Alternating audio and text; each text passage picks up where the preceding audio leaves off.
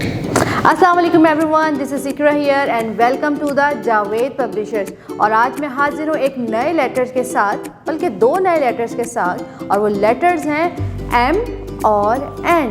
और आपको पता है कि एम और एन का साउंड क्या होता है? मैं आपको बताती हूँ। एम का साउंड है और एन का साउंड है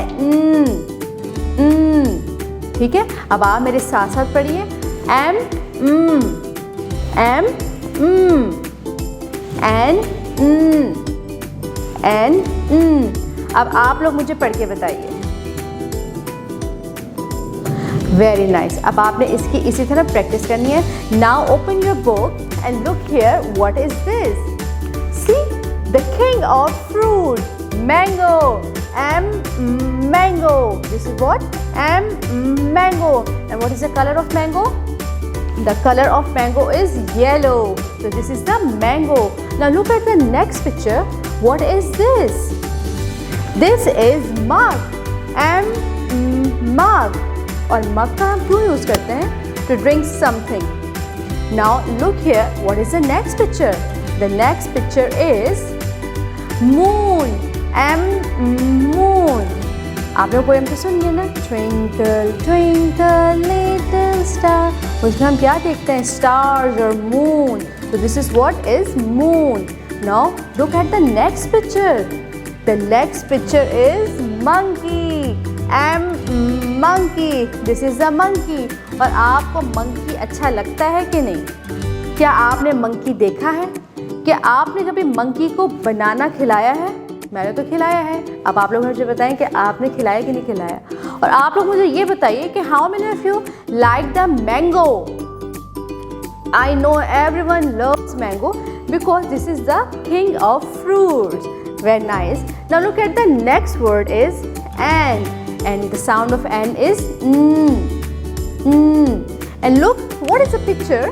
this is nest and nest. ये परिंदे कहाँ रहते हैं? परिंदे अपने घोंसलों में रहते हैं और घोंसलों को इंग्लिश में कहा जाता है nest and nest. Now look at this picture. What is this? This is the net and net. The football. आप में से किसी को फुटबॉल खेलना पसंद है? आपने, अगर आप फुटबॉल खेलना पसंद है तो फिर आपने देखा होगा कि वहाँ पे एक बड़ी सी नेट होती है जहाँ पे बॉल चले जाए तो गोल होता है।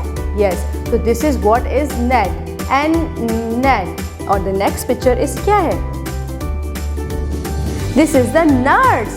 नट्स किसे कहते हैं? हम ड्राई फ्रूट्स हो गए, बादाम, किशमिश वगैरह, इनको कहते हैं नट्स। तो एंड नट। और आप में से किस किस को नट्स पसंद हैं? और आपको पता है कि बादाम, specially almond, it is very good for our health. It boost up our memory. Look at the next picture. What is this? What is this? This is nose and nose, and this is how the nose is here and nose.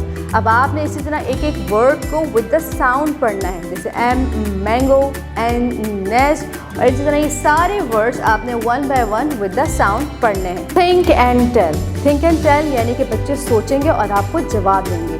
तो dear teachers, बच्चों को involve रखना है। आपने बच्चों से सवालात करने। जितना बच्चों को सवालात से आप करेंगे उतना ही बच्चे क्रिटिकल थिंकर बनेंगे। आप उनसे पूछिए वोकैबुलरी कि एम से क्या वर्ड स्टार्ट होता है, एन से क्या वर्ड स्टार्ट होता है। आप उनको थोड़ा रॉन्ग आंसर भी दीजिए और उनको पूछिए क्या एप्पल एम से आता है, क्या बॉल एन से आती है। बच्चे सोचेंगे कि नहीं, इसका साउंड तो मैच नहीं कर रहा। तो आपने इस तरह डिफरेंट क्वेश्चन बच्चों से पूछने हैं, उनकी वोकैबुलरी पूछनी है। कुछ रॉन्ग आंसर आपने खुद से क्रिएट करने हैं ताकि बच्चे सोचें और समझें कि नहीं, ये तो गलत आंसर है, सही जवाब तो ये है। उसके साथ साथ आप बच्चों से पूछिए मैंगो के बारे में। In which season do you eat mango? In which season do we eat mango? कौन से गेम में नेट यूज़ होती है? इस तरह हम डिफरेंट क्वेश्चन बच्चों से पूछिए। बच्चों को अच्छी तरह याद हो जाएगा कि what it we are talking about, किस लेटर के बारे में बात हो रही है। इस तरह वो क्रिटिकल थिंकर बने। ये अब चलते हैं एम और एन की राइटिंग फॉर्मेशन की तरफ। First of all draw 2 straight line, 1 थोड़े से गैप से दूसरी स्ट्रेट लाइन ड्रॉ करें और सेंटर में आप समझ लें आपने एक वी बना लेना है, यानी कि 2 पैरेलल स्लांट लाइन ड्रॉ कर लेनी है। This is how the capital M look. Now small M बीच लाइन से आपने 3 स्ट्रेट लाइन ड्रॉ कर देनी है और उसके बाद आपने माउंटेन्स साइड इस तरह बना लेना है, थोड़ा सा इस तरह, और इसको हल्का सा नीचे से कर्व दे देना है और ये बन गया हमारा small M. Capital N, simple draw 2 straight line और फर्स्ट लाइन से एक स्लांट लाइन आप नीचे की तरफ ले जाएंगे जो दूसरी लाइन को टच करता हो। Capital N. Now small N, draw simple small 2 line, second line को कर्व दे दें और हल्का सा ऊपर से इस तरह माउंटेन शेप बना दीजिए।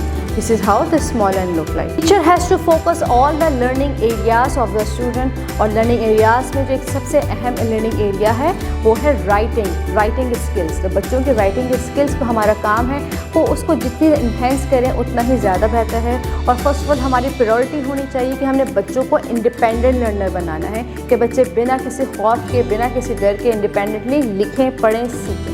तो राइटिंग फॉर्मेशन की बात हो रही है, राइटिंग स्किल की बात हो रही है, तो आपने डिफरेंट तरीके से बच्चों के राइटिंग स्किल्स को इम्प्रूव करना है। आप उनको पेंसिल दीजिए और एक पेपर दे दीजिए और उनसे कहिए कि एम और एन ड्रॉ करें। इसी दौरान आपने क्लास में राउंड लेना है और हर बच्चे पे आपने इंडिविजुअली नज़र रखनी है, क्या वो सही काम कर रहे हैं, एम की बजाय कोई दूसरा लेटर तो नहीं बना रहे। आपने उनको लिखने की प्रैक्टिस करवानी है। उसके साथ साथ आप उनको सेंट्रेट, सॉल्ट्रेट प्रोवाइड कर सकते हैं, आप उनको कलर दे सकते हैं, आप उनको चॉक या बोर्ड मार्कर दे सकते हैं और उनको बोर्ड हैंड ओवर कर दीजिए, बच्चे रफली ड्रॉ करेंगे।